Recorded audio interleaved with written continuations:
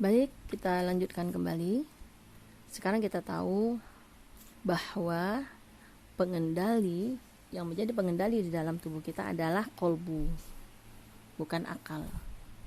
Kalau kita biarkan akal yang mengendalikan, maka jadilah kita orang yang egois, arogan, sombong, ya, karena akal. Tapi kalau yang mengendalikan kita adalah akal kita dikendalikan oleh kolbu, nah di situ ada nilai spiritualnya, ya, karena kolbu yang akan bisa menentukan kita apakah kita bisa berderajat fujur atau kita berderajat takwa, karena di dalam kolbu yang sebagai pengendalinya.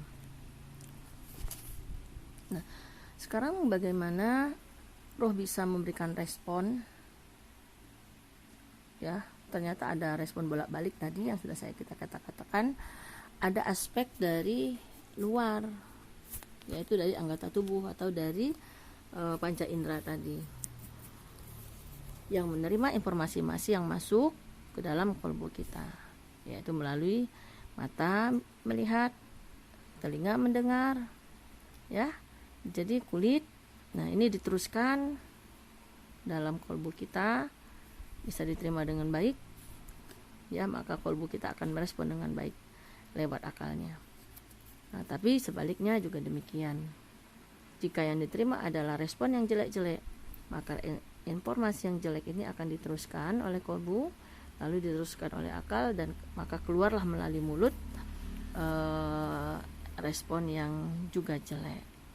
Nah, jadi kita inilah dasarnya, Bunda, bagi memang inilah dasar kita harus bisa kita pahami di awal. Ternyata sumber seseorang bisa mendapatkan penyakit-penyakit di kolbunya, ini bisa masuk lewat sumber-sumber atau informasi anggota tubuh tadi. Nah, sekarang bagaimana cara kita? Ya, bagaimana cara kita bisa mengendalikan atau bisa menata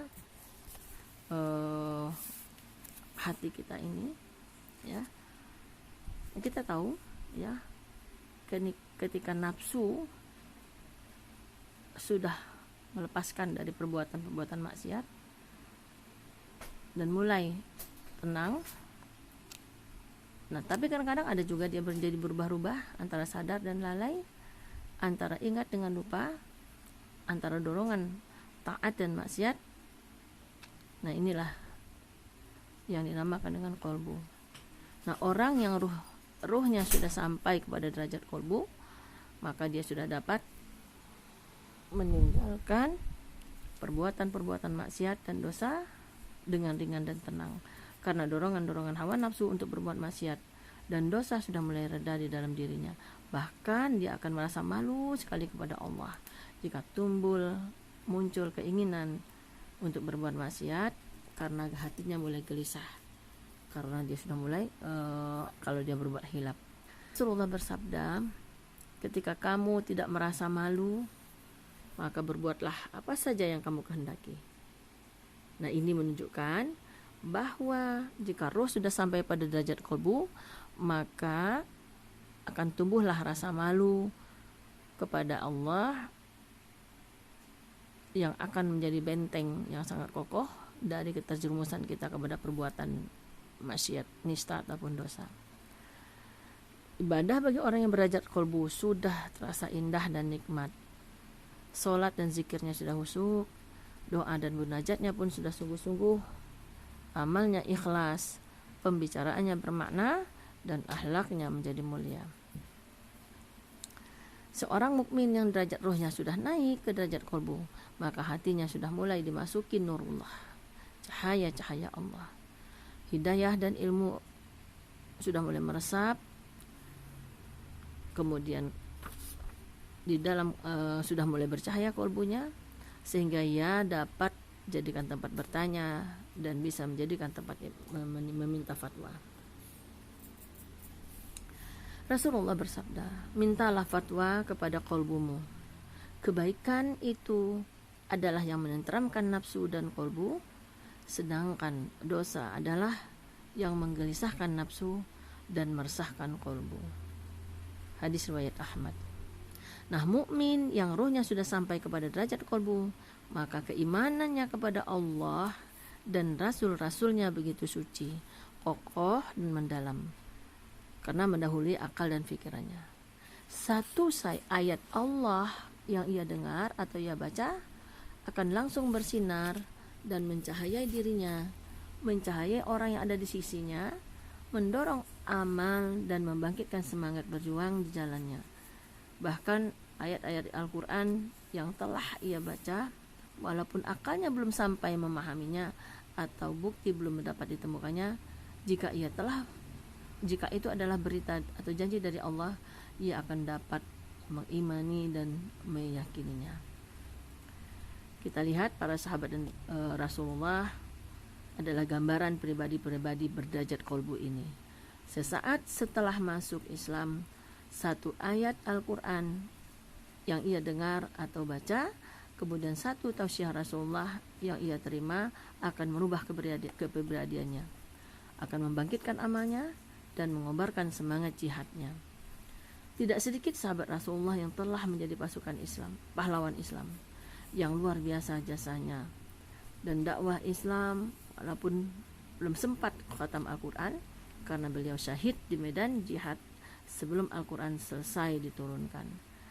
Di antaranya sahabat-sahabat Rasul yaitu Mus'ab bin Umair, Hamzah bin Abdul Muttalib, Zaid bin Haritsah, Abdullah bin Rawahah, Ja'far bin Abi Talib.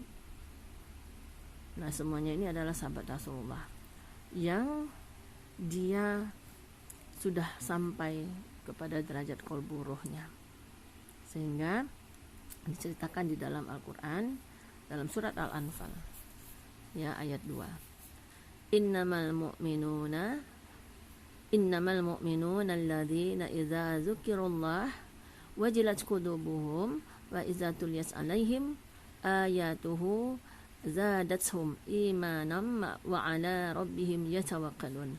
Sesungguhnya orang-orang yang beriman ialah mereka yang jika disebut nama Allah gemetarlah hati mereka, dan apabila dibacakan ayat-ayatnya bertambahlah iman mereka karenanya, dan hanya kepada Tuhanlah mereka bertawakal. Roh yang sudah mencapai derajat kolbu senantiasa tawajuh menghadap Allah, baik dalam keadaan berdiri, duduk maupun berbaring. Nah, hamba-hamba Allah yang berkolbu bersih dan atau yang selamatlah yang akan beruntung dan mulia di saat menghadap Allah Subhanahu wa ta'ala yang nantinya kelak di yaumil akhir. Sebagaimana Allah berfirman, ya, orang-orang yang sudah berderajat kolbu ini, hatinya yang sudah benar bersih, ya, dalam surat Asy-Syura, ya, yaitu surat 88 sampai 89, yauma la yanfa'u malum wala banun illa man atallaha biqalbin salim, yaitu di hari harta dan anak-anak laki-laki tidak berguna kecuali orang-orang yang menghadap Allah dengan hati yang bersih, qalbun salim. Inilah yang harus kita cari, Bunda, karena orang yang bisa bertemu dengan Allah dengan qalbun salim, dengan mensucikan hatinya kembali sebagaimana Allah menurunkan hati itu ke dalam melalui jasad, ya, di dalam rahim seorang perempuan dalam keadaan fitrah bersih, dan kita bisa mengembalikannya kembali seperti semula, itulah mereka yang masuk ke dalam surganya Allah tanpa hisab. Begitu ya, Bunda, langkah nikmatnya, langkah indahnya. Nah, hari inilah kita mulai belajar bagaimana supaya kita bisa sampai hati kita atau ruh kita ini sampai berderajat kolbu, bukan artinya tidak mengikuti keinginan daripada nafsu fujur. Nah, berderajat kolbu ini itulah yang nafsu takwa tadi yang dikendalikan oleh malaikat. Sementara an-nafs, ya, jiwa itu yang mengarah kepada sifat-sifat fujur ini dikendalikan oleh jin korin tadi. Ketika kolbu sudah disinari oleh cahaya-cahaya, ya, dia tawajuh terus menerus, cahaya tawajuh itu datang ke dalam dirinya, kemudian dia akan merasa tenang menghadap Allah dan tumakninah di dalam zikir kepada Allah. Maka ia dinamakan dengan ruh yang telah sempurna sebagai ruh. Ruh akan senantiasa merindukan saat-saat tawajuh ini, saat-saat menghadap dan mendekatkan diri kepada Allah. Ia akan merasakan ketenangan yang tidak terkira, yang luar biasa di saat dia berzikir. Ibadahnya, aktivitasnya, amal solehnya. Di dalam sholatnya dia sangat menikmati sholatnya, sangat hanyut dalam khusyuknya, dan menggentarkan kalimat inni wajjahtu wajhiya lilladzi fatarus samawati wal arda, dan artinya sesungguhnya engkau menghadap wajahku beserta seluruh jiwa ragaku ke hadirat Allah Subhanahu wa taala yang menciptakan langit dan bumi. Tawajuh yang sungguh-sungguh yang disambut oleh Allah, yang kemudian memancarkan ke dalam dirinya cahaya-cahaya muwajahah, yaitu cahaya menghadapnya Allah dan menerima tawajuhnya seorang hamba, yaitu ruh adalah permulaan tempat bersinarnya cahaya-cahaya. Demikianlah Bunda kajian kita pada hari ini. Karena kita sudah mulai bulan puasa ini, tidak bisa lagi kita lama-lama karena nanti ibu-ibu, bunda-bunda juga akan masak ya. Maka kita cukupkan sampai di sini kajian ini. Minggu depan mudah-mudahan kita masuk kepada kiat-kiat menata kolbu. Akhir kata, sekiranya saya banyak salah dalam pengucapan, saya tempatnya salah. Kesalahan adalah dari saya, kesempurnaan hanyalah milik Allah. Saya akhiri. Sebelum itu kita doa kifaratul majlis. Subhanakallahumma wa bihamdika asyhadu an la ilaha illa anta astaghfiruka wa atubu ilaik. Wasikum binafsi habitaqwallah wa billahi taufiq wal hidayah. Wassalamualaikum warahmatullahi wabarakatuh.